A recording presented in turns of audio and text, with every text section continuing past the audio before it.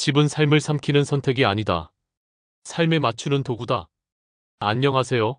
돈이 되는 부동산, 삶이 바뀌는 성공 이야기를 전하는 천사부동산입니다. 오늘은 임대주택 당첨 후 흔히 빠지는 비용의 함정을 숫자와 루틴으로 해부하겠습니다. 이 영상은 로망 이야기가 아닙니다. 데이터로 결정하는 사람을 위한 영상입니다. 첫 번째 사연부터 보겠습니다. 4년 연애한 커플이 결혼을 앞두고 있습니다. 둘 다 서울이 직장입니다. 청약은 계속 떨어졌습니다. 그런데 남자친구가 인천 SH 임대주택 84제곱미터 오피스텔에 당첨됐습니다. 전세금 1억 8천만 원입니다. 넓고 새 집, 좋아 보입니다. 하지만 문제는 여기서 시작됩니다. 여자는 교대 근무로 새벽 출근을 해야 합니다. 인천에서 서울까지 첫 차를 타도 1시간 10분이 걸립니다. 남자친구도 출퇴근 시간이 35분에서 1시간 20분으로 늘어납니다. 왕복 2시간 가까운 통근입니다. 그런데 이들의 결론이 무엇인지 아십니까? 차를 사지 말고 여자가 지금 살고 있는 9,600만 원 원룸을 세컨하우스로 유지하자는 겁니다. 차 유지비보다 전세 이자가 더 싸다는 이유입니다. 원칙 하나, 집은 거주와 이동의 총비용으로 판단한다. 우리는 전세 이자 몇만 원, 관리비 몇만 원의 시야가 좁아지기 쉽습니다. 그러나 진짜 비용은 시간, 체력, 건강입니다. 통근 35분이 80분으로 늘면 왕복 90분이 증가합니다. 하루 90분, 한 달 20일만 잡아도 30시간입니다. 교대 근무자는 첫차 시간에 발목 잡힙니다. 평일과 주말 첫차가 달라지고 택시나 대체 이동비가 불쑥 뜁니다. 수면 부족과 새벽 이동은 실수와 피로 누적으로 돌아옵니다. 이게 가장 비싼 비용입니다. 이 커플의 계산은 틀렸습니다. 전세 1,500만 원 대출에 이자가 월 2만 6천 원에서 3만 원 정도 나간다고 하는데 이분들은 그 3만 원만 돈이라고 생각하고 있습니다. 거기 묶여있는 8천만 원의 기회비용은 생각하지 않습니다. 월세 몇만 원을 아끼자고 시간과 건강을 지출하면 장기적으로는 더 비쌉니다. 집은 넓어졌는데 삶은 좁아지는 모순을 만들지 마십시오. 원칙 2. 임대는 소유가 아니라 유연성이다. 임대 당첨은 상승을 먹는 자산이 아니라 조건부 거주 기회입니다.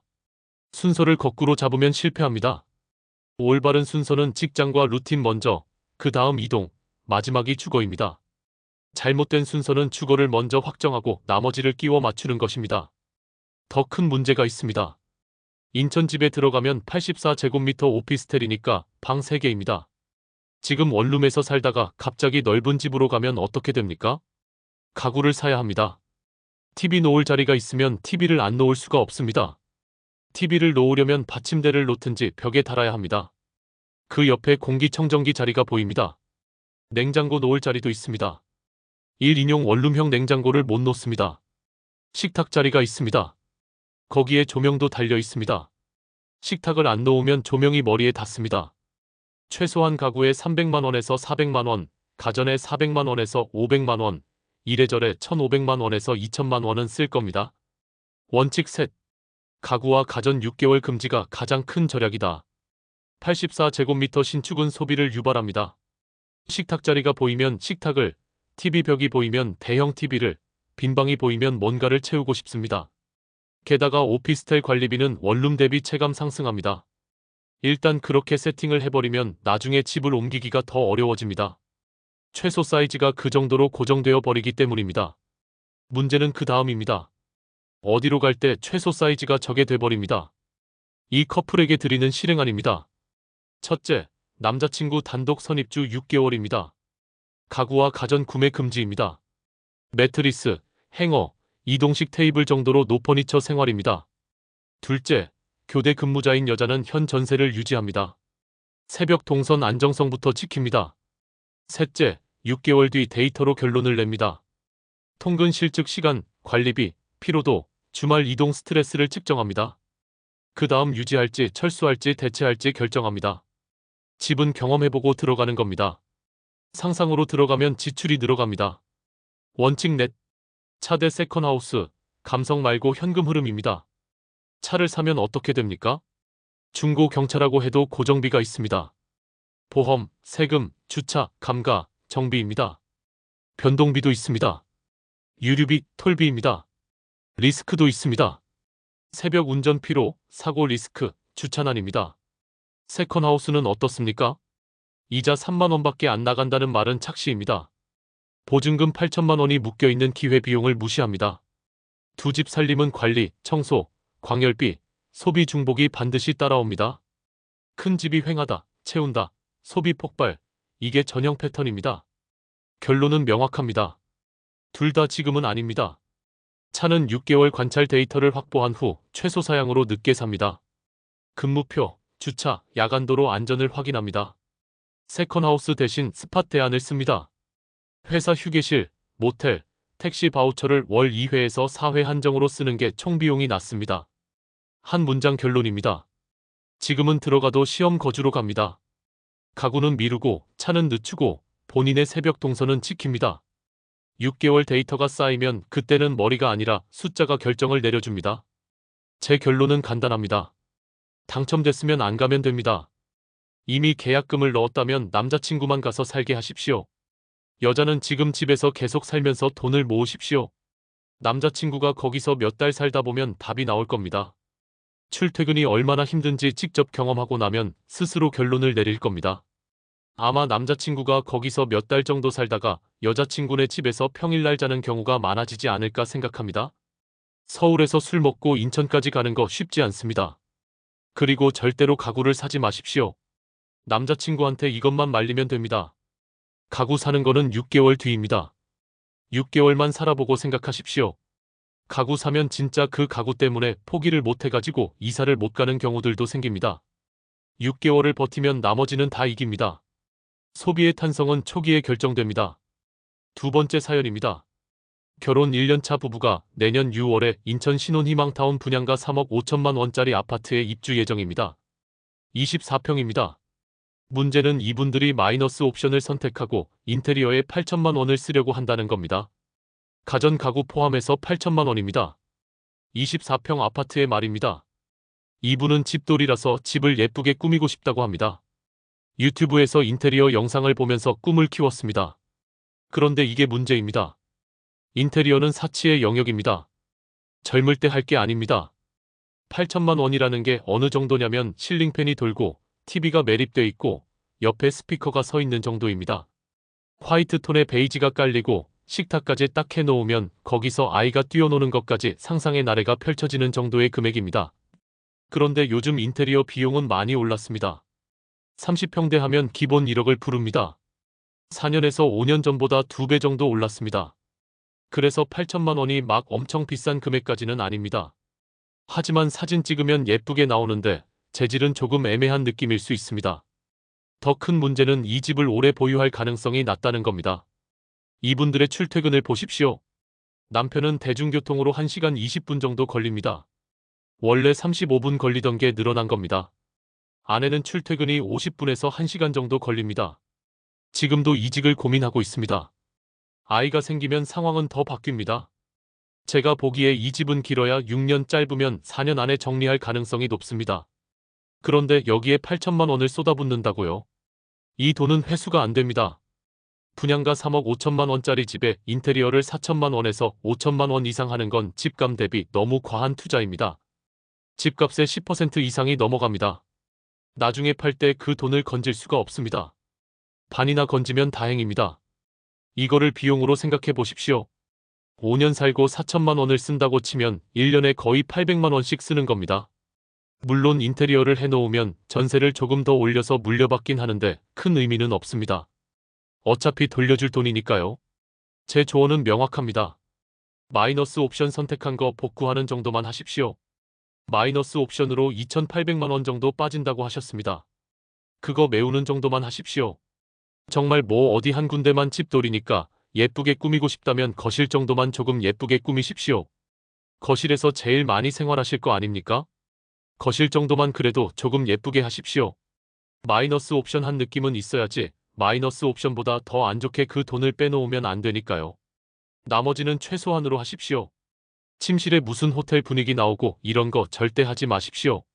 레이아웃은 절대 건드리지 마십시오. 아일랜드 식탁 같은 거 절대 하지 마십시오. 순자산 대비해서 집값이 싼 건 아닙니다. 지금 순자산이 7,800만 원 정도인데 분양가에 인테리어까지 하면 4억 3천 정도가 필요합니다. 그 중에서 3억 5천만 원에서 6천만 원 정도가 대출입니다. 소득 대비는 부담스러운 정도까지는 아닌데 순자산 대비해서는 빡빡합니다. 그리고 대출 최대로 받아서 ETF에 투자하겠다는 생각도 버리십시오. 이분은 과거에 주식으로 3천만 원 넘게 벌었다가 지금은 마이너스 70%입니다. 원래는 3천만 원 넘게 들었는데 지금 평가 금액이 500만 원입니다. 코로나 때 돈 벌면서 금액 감각이 무뎌진 겁니다. 돈이 10만 원, 20만 원도 아껴 쓰던 분들이 1,000만 원 이렇게 벌면 이 감이 되게 무뎌집니다. 그게 아직까지 남아있어서 인테리어에 8천만 원에서 9천만 원 쓰는 게 무뎌진 거 아닙니까? 8천만 원은 어마어마한 돈입니다. 지금은 샴페인 터트릴 때가 아닙니다. 신발끈 열심히 묶어야 할 때입니다. 주식 마이너스 생각하면 아직 한참 멀었습니다. 제가 드리는 제안입니다. 이 집은 실거주를 안 할 수도 있다고 생각하십시오. 순자산 5억 될 때까지 이 집은 전세를 주고 당신들은 다른 곳에서 사십시오. 7년 뒤에 들어가도 늦지 않습니다. 실거주를 안 해도 우리 집 맞습니다. 소유권은 우리 거입니다. 지금 1070짜리 집도 예전보단 더 좋아진 거 아닙니까? 거기서 갓난 아기 임신해도 둘이 사는 거고 아기가 태어나고도 보통 6개월 이상은 밖에 거의 못 나갑니다. 지금부터 아무리 못해도 3년에서 4년 더 살아도 아무 문제 없는 집입니다. 너무 실거주에 집착하지 마십시오. 대출을 몇 억을 받아야 됩니다. 그 돈을 차라리 전세를 맞추고 우리는 좀 더 싸게, 우리한테 당장 필요 없으니까 이 집은 나중에 아이가 5살에서 6살 되면 들어갈까 생각하십시오. 실거주 안 해도 우리 집입니다. 그렇게 생각하셔야지 여기에 들어간다고 생각하면 그때부터 소비가 엄청 늘어납니다. 제가 보니까 이분은 집에서 소비를 엄청 할 스타일입니다. 조금 있으면 스피커 알아봅니다. 빔 프로젝터 같은 거 사서 집에서 TV보다는 빔 프로젝터지 왜 그렇습니까? 합리화를 잘하니까 그럴 수 있습니다. 식탁도 삽니다. 평소에는 4인용인데 쓰면 6인용 되는 식탁 있습니다. 이런 것도 사니까 안 들어갔으면 좋겠습니다. 우리는 지금 샴페인 터트릴 때가 아니라 신발끈 열심히 묶어야 되는 시기입니다. 세 번째 사연입니다. 결혼 5년차 부부인데 혼인신고를 아직 안 했습니다. 왜냐고요? 아내 명의로 빌라가 하나 있는데 혼인신고를 하면 유주택자가 되어서 지금 살고 있는 임대 아파트에서 나가야 하고 나중에 분양 전환도 못 받기 때문입니다. 10년입니다. 10년 동안 혼인신고를 안 하고 살았습니다. 결혼 수당도 못 받고 복지 포인트도 못 받고 그렇게 살았습니다. 왜입니까?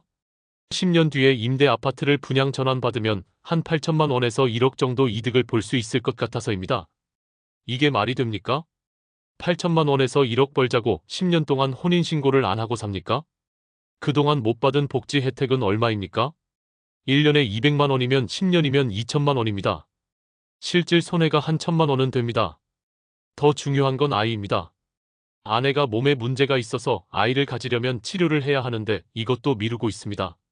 아내는 간호사 일을 하고 있는데 너무 힘들어서 그만두고 싶어 합니다.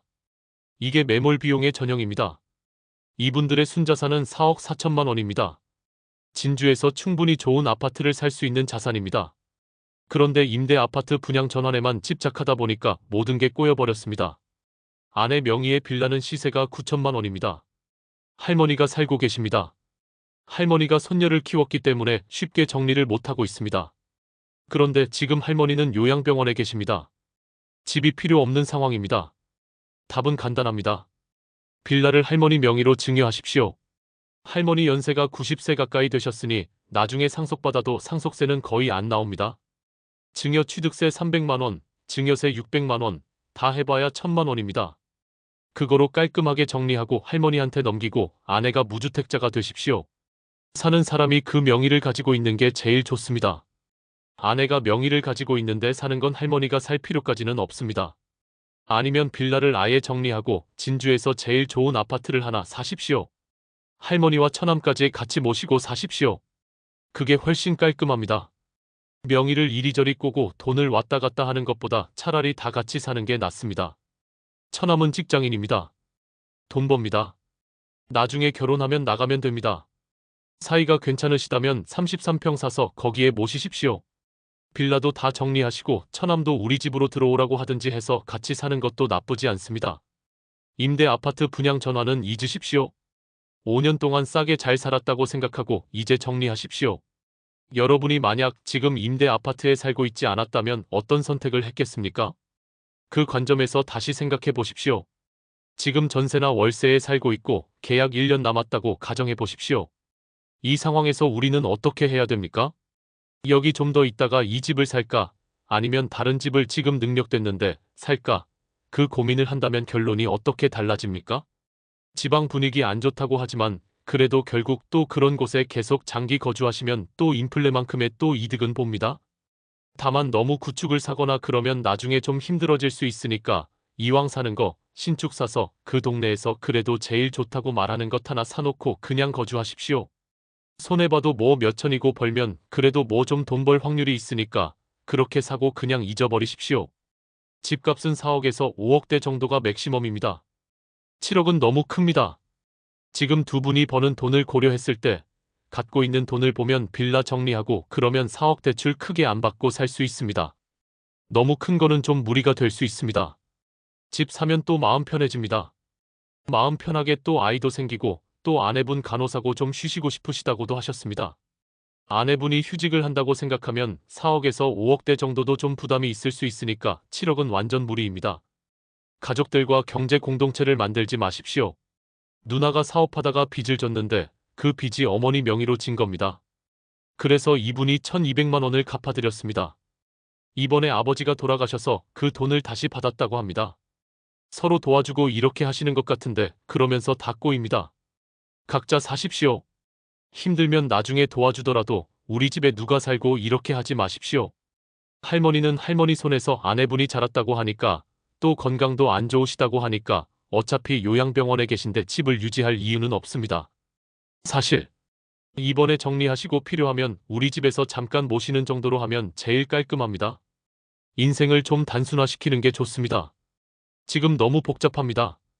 이번 기회에 한번 싹 정리하십시오. 싹 정리하고 꼭 집을 안 사더라도 빌라라도 정리를 해놓으면 우리 집 이거 분양받아도 되는 거 아닙니까? 정 안 되면 그렇게 마음 편하게 좀 정리하십시오. 제가 오늘 이 세 가지 사연을 통해 말씀드리고 싶은 건 명확합니다. 임대 아파트, SH주택, 신혼희망타운 이런 것들에 너무 집착하지 마십시오. 물론 당첨되면 좋습니다. 싸게 살 수 있으니까요. 하지만 그것 때문에 인생의 다른 중요한 것들을 놓치면 안 됩니다. 혼인신고를 10년 동안 안 하는 건 말이 안 됩니다. 아이 갖는 걸 미루는 것도 말이 안 됩니다. 출퇴근 시간이 2배로 늘어나는 집에 억지로 들어가는 것도 말이 안 됩니다. 분양가보다 더 비싼 인테리어를 하는 것도 말이 안 됩니다. 집은 여러분의 삶을 담는 그릇입니다. 그릇에 삶을 맞추는 게 아니라 삶의 그릇을 맞춰야 합니다. 임대 아파트에 당첨됐다고 거기에 여러분의 모든 삶을 끼워 맞추려고 하지 마십시오. 당첨된 게 내 삶에 맞지 않으면 포기하십시오. 이미 들어갔는데 맞지 않으면 나오십시오. 매몰 비용에 집착하지 마십시오. 지금까지 버틴 게 아까워서 계속 버티면 더 큰 손해를 봅니다. 데이터 기반 의사결정 체크리스트를 드립니다. 첫째, 통근 시간이 편도 70분을 초과합니까? 둘째, 관리비가 예상보다 과다합니까? 셋째, 수면이나 건강이 저하됩니까? 넷째, 6개월 동안 가구 구매 없이 버틸 수 있습니까? 다섯째, 차 도입 조건이 충족됩니까? 근무표, 주차, 야간 안전 지표를 확인하십시오. 이 중 하나라도 해당되면 철수를 고려하십시오. 결혼 전 합의서를 간단하게라도 작성하십시오. 임대 거주 상한을 정하십시오. 예를 들어 6개월에서 12개월입니다. 가구와 가전 총액 상한을 정하십시오. 예를 들어 6개월 금지입니다. 차 도입 조건을 명확히 하십시오. 보증금, 대출, 생활비 분담 룰을 정하십시오. 철수 조건 체크리스트를 만들어 두십시오. 부동산은 여러분이 살아갈 공간입니다. 투자 대상이기도 하지만 무엇보다 삶의 터전입니다. 그 본질을 잊지 마십시오.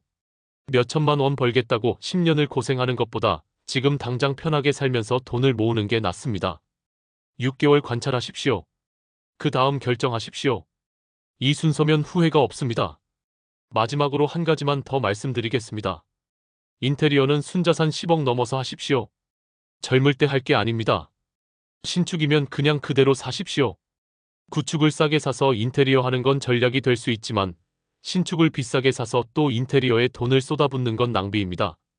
여러분의 20대, 30대는 돈을 모아야 할 시기입니다. 샴페인 터트릴 때가 아닙니다. 신발끈 단단히 묶고 열심히 뛰어야 할 때입니다. 그 시기를 놓치지 마십시오. 임대 당첨은 축복일 수도 덧칠 수도 있습니다. 우리가 지킬 것은 로망이 아니라 루틴과 몸입니다. 집은 삶을 편하게 해줄 때만 의미가 있습니다. 집에 삶을 꾸역꾸역 끼워 맞추지 마십시오. 한 문장으로 정리하겠습니다. 집은 삶을 삼키는 선택이 아니라 삶에 맞추는 도구다. 천사부동산은 매일 당신의 자산을 지키고 늘리는 핵심 정보로 찾아뵙니다. 여러분의 가정에 늘 좋은 투자 기회가 가득하고 재물과 안정, 행복이 넘치시기를 진심으로 기원하겠습니다. 오늘 영상이 도움이 되셨다면 주변의 소중한 분들 단 3분에게만 이 영상을 공유해보세요. 그리고 댓글로 우린 데이터로 결정한다 라고 확언으로 함께 해주세요. 더 큰 부가 따라옵니다. 감사합니다.